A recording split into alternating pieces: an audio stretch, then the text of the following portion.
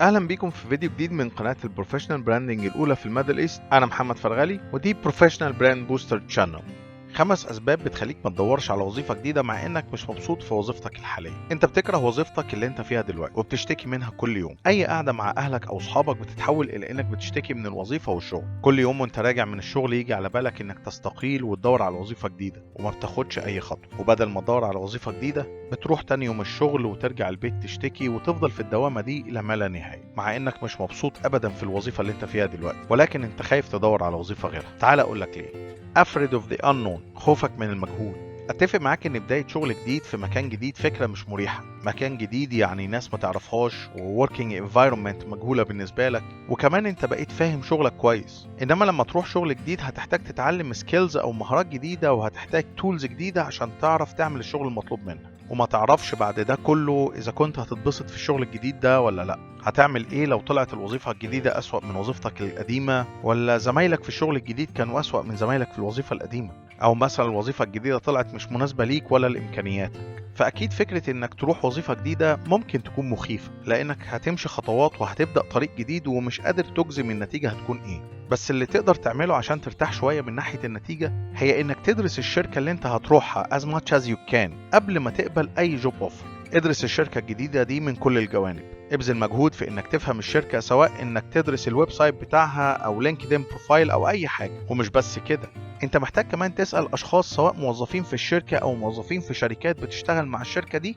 وعلى قد ما تقدر ادرس وافهم الكامباني كلتشر، عشان لما هتعرف وتفهم الكامباني كلتشر ده هيخليك تشوف الخطوة دي كويس وما تبقاش بتتعامل مع مجهول. تاني حاجة not confident in your skills، انت مش واثق من امكانياتك. احيانا بعض الناس بتحس انها incompetent او مش كفء او ما عندهمش السكيلز انهم ينجحوا في شغل تاني. ولو عندك الاحساس ده ممكن تعمل ليست تكتب فيها السكيل سيت بتاعتك وتقارنها بالسكيل سيت المطلوبة في الوظيفة اللي انت بتفكر فيها، وتبدأ تشوف ايه المهارات اللي مش عندك او ايه المهارات اللي عايز تطورها، وتشتغل على المهارات اللي عندك واللي انت عايز تطورهم لحد ما توصل لمستوى يرضيك انك تقدم على الوظيفة اللي انت عايزها. not confident in your value. تالت حاجة انك تكون مش واثق من القيمة بتاعتك. انت لازم تفهم قيمة خبرتك وامكانياتك عشان تعرف تسوقها للامبلويرز، وعشان تفهم الفاليو اللي انت بتقدمها انت محتاج تشوف السكيل سيت اللي عندك، محتاج تشوف ايه الاكومبلشمنتس اللي عملتها في الشغل، ايه اللي وصلت له وفخور بيه، ايه المشاكل اللي حلتها او بتحلها في شركتك الحالية. اتأكد انك موضح ومحدد خبرتك العملية في السي في بتاعك عشان الامبلويرز يفهموا ايه الفاليو اللي انت بتقدمها وتقدر تفيدهم بيها.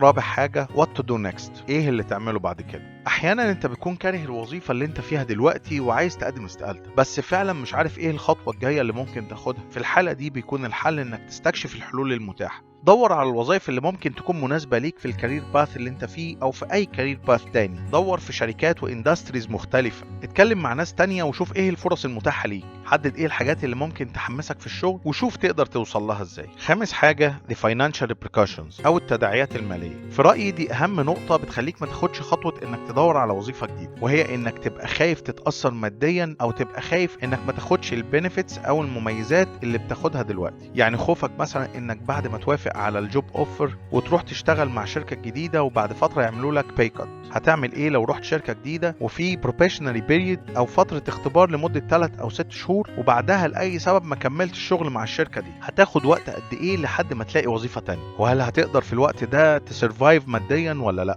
عشان تقدر تتغلب على النقطة دي لازم تكون عارف الشركة اللي مدياك الجوب اوفر بدرجة كويسة، وزي ما درست الكالتشر بتاعت الشركة المفروض تدرس البينيفيتس اللي بتديها الشركة وتحاول تعرف هل الشركة دي بتعمل اجريسيف باي كات للموظفين ولا لا. اهم حاجة تعرف اولوياتك في الفترة اللي جاية ايه، وبناء عليه تقدر تحدد نوع الوظيفة اللي انت محتاجها وتشتغل عشان تقدر توصل للوظيفة دي، او على الاقل تحصل على وظيفة تخليك ما تفكرش كل يوم في الاستقالة قد ما تفكر ازاي تطور نفسك وامكانياتك. لو انت خايف تدور على وظيفة جديدة انت مش لوحدك، المهم تبقى عارف مصدر الخوف ايه وتحاول تتغلب عليه، ويكون عندك الشجاعة الكافية انك تدور على وظيفة جديدة. وخليك فاكر you will never know what you can do until you try، يعني انت مش هتعرف ايه اللي تقدر تعمله لحد ما تحاول وتجرب. ولو محتاج مساعدة في الكارير ديفلوبمنت انضم البروفيشنال براند بوستر سيستم دلوقتي عشان تقدر تطور الكارير فيوتشر وتقدر توصل للسكس فيجرز جوب اللي بتحلم بيها.